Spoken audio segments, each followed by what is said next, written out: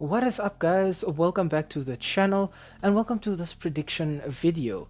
Now, we already know that there's the first legs of the quarterfinals of the UEFA Champions League taking place this week, and for this one our action takes us to Paris for a Champions League clash taking place on the 10th of April, that is this week Wednesday in the evening, as Paris Saint-Germain host Football Club Barcelona. These two sides last met for a showdown on the 10th of March 2021. It was a fixture that was heavily stacked against Barcelona. They'd lost the first leg of that clash 4-1 at home in Spain. So already it was virtually impossible for them to turn it around, but they still had a bit of hope. But I think all of that hope was dashed in the 30th minute when PSG opened the scoring through Kylian Mbappe from the penalty spot. But Barcelona tried to get back into it, and in the 37th minute they got an equalizer from a player who was kind of making his last few appearances in a Barcelona kit, even if we didn't know so at the time. Leo Messi with a fantastic drive from out of the box that leaves the keeper absolutely no chance whatsoever. It was a goal that I think was worthy of winning any tournament actually. But unfortunately it was not even enough to see Barcelona through to the next round, as the Spanish outfit drew 1-1 in France and were therefore knocked out 5-2 on aggregate.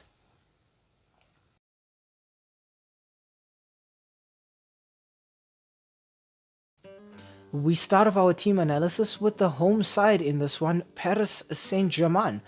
Now, the last 5 fixtures for PSG have ended in 4 wins and 1 draw. Their last match somehow ended as a 1-1 draw against Clermont, who's actually the team that is last in the French league right now. But in these last 5 matches, PSG have managed to score 13 goals but have conceded 4. Right now, Kylian Mbappe I think is the highlight player for PSG. With 39 goals this season and 9 assists, we're seeing a different Mbappe this season. I think it's an Mbappe that perhaps is not shackled by the weight of expectation. There's a lot of rumors about him leaving, but I think that's actually given him a bit of freedom actually. It's made him feel as though he's not tied down to PSG, and it's just given him so much more confidence because now he knows his future is kind of in his own hands and he's a hot commodity on the footballing market right now. Next up, I want to talk about a close friend of Mbappe's in Achraf Hakimi. With 4 goals and 5 assists, Hakimi gives PSG, I would say, a bit of attacking threat from their back line. He plays as a right back, but he can play as left back if it's necessary as well. Usually we would expect to see double figures in those assist statistics, but it seems like Hakimi's been a little bit quiet this season. And finally, I want to talk former Barcelona footballer Ousmane Dembele with 1 goal and 13 assists. Dembele has brought a different kind of attacking edge to PSG.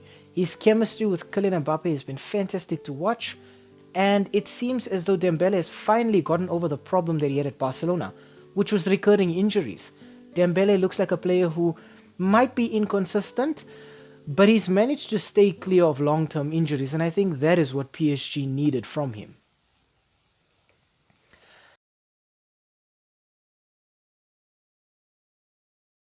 Next up, we look at the away side, Football Club Barcelona. Now, the last 5 fixtures for the Blaugrana have ended in 4 wins and a single draw, exactly like PSG.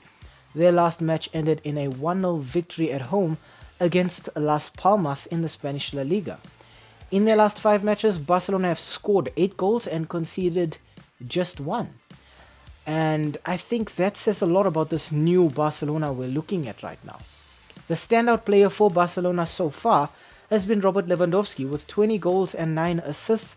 Lewandowski is employed just as a target man, just to score goals. But I think Lewandowski needs to get his form going as soon as possible, and this is the perfect time to do it. Next up, I want to talk about a new player at Barcelona in João Felix with 9 goals and 6 assists. This Portuguese winger has brought so much attacking threat to this Barcelona side, but João Felix has fitted into Barcelona so well.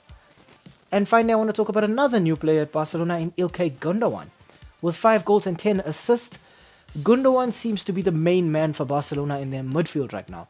The Blaugrana are going through a bit of an injury crisis in those midfield spots right now, And Ilkay Gundogan has been the only player who's been able to perform with some degree of consistency. What I really like about Gundogan is not just this creative ability to see the entire pitch and to build up in typical Barcelona fashion, but there's also this leadership quality about him. After Barca lost in the El Clasico earlier this season, you had Gundogan going out and criticizing the performances of all of his teammates and their attitude to the game. And I think that's actually what Barca needed right now.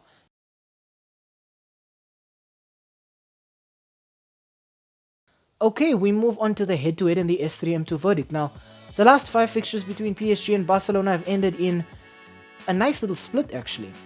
2 wins for PSG, 2 wins for Barcelona, and 1 draw between them. But in these last 5 matches, PSG have scored 10 goals, and Barcelona have also scored 10 goals. Majority of those good results for Barcelona were obviously due to the fact that they had a fantastic team back then. Right now, Barcelona have put a lot of their faith in a player like Lamine Yamal, who is still a teenager. And I think that in itself tells you about the crisis at Barcelona. I think also Xavi will be feeling a little heart sore because it means he now comes face to face with Ousmane Dembele at PSG. I think everybody was very disappointed about Dembele leaving, but it was a case of Xavi went out and sort of advocated for Dembele at Barca, spoke about how Dembele could be the next big thing at Barcelona, and Dembele just responded by leaving the club. And fair enough, maybe Dembele did not feel comfortable, but it's worked out for him so far. Regarding the midfield crisis at Barcelona, I feel as though the only midfield player who's been performing consistently has got to be Ilkay Gundogan. Fair enough, Barca have fantastically talented midfields in the form of Frenkie de Jong, Pedri, and Xavi as well. But all of these players are injured now, and this is the business end of the season. This is the period where Barca really need access to these players. Usually at this stage of the season, Barcelona are competing for at least 2 trophies. But right now it kind of seems like they've lost out in terms of the La Liga title race to Real Madrid. They were knocked out of the Copa del Rey, I think it was by Athletic Bilbao.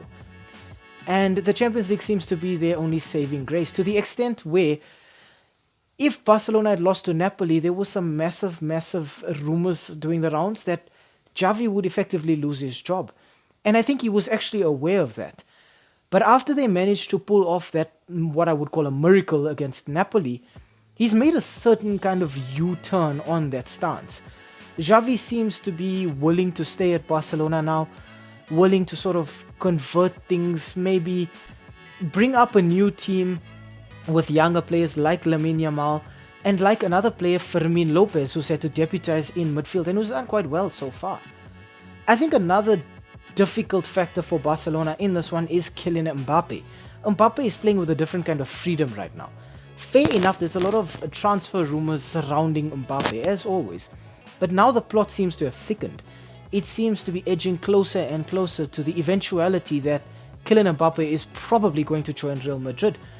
So Barcelona will have to deal with him quite often after this one.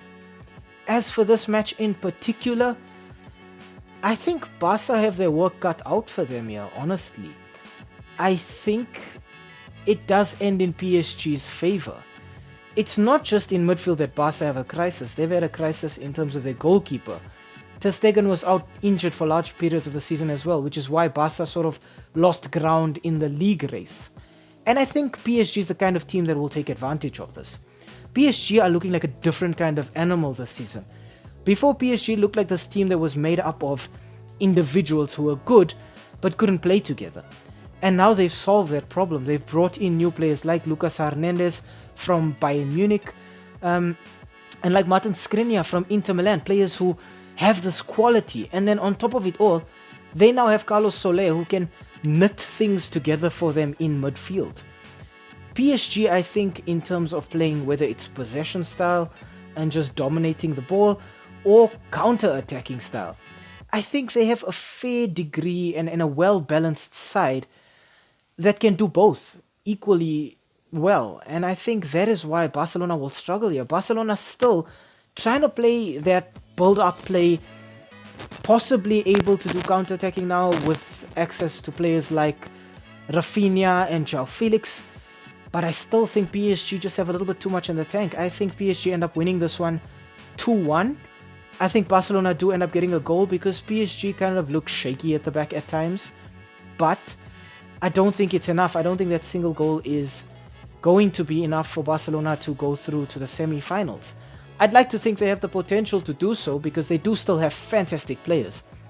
But I think as a team right now, Barcelona just isn't Champions League quality. I think they're a Europa League team now, honestly, or a team that gets to the semi-finals or the quarterfinals of the Champions League and then just bows out to somebody like PSG or Manchester City or even Bayern Munich. But I just don't think Barca have enough to get through here. It will be a very different match, I think, in the second leg.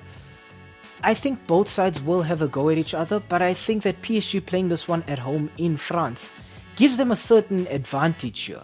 I don't think they're going to let this one slip away from them. They know this is a golden opportunity to heap further misery on this Barcelona team that is probably fatigued and tired because they're having to go out every week and perform at the highest level possible. While for PSG, they've sealed a spot in the French Cup final, they're leading the French League 1, and now they're in a decent spot in the Champions League as well. So for PSG, it's actually looking very, very good, even if the initial stages of their Champions League campaign in the group stages did not go as planned.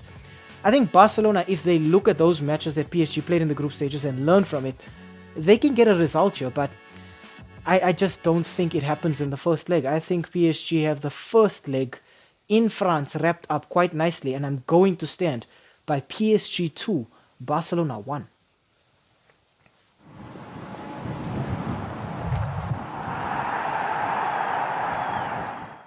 Hi, thank you for making it to the end of this video. We really appreciate the watch time and the fact that you took some time out of your day to spend it with us talking about the sport that we all love. If you enjoyed the content, why not, drop a like down below or comment in the comment section. Maybe even consider subscribing to the channel. And I mean, while you are here right now, have a look at some of our old videos too. They should be appearing on the screen right now, along with that subscribe button. So you know exactly what to do. Thank you so much. It really helps with the YouTube algorithm. And have a great day out there. And we hope to see you again very, very soon. Thanks. Stay safe.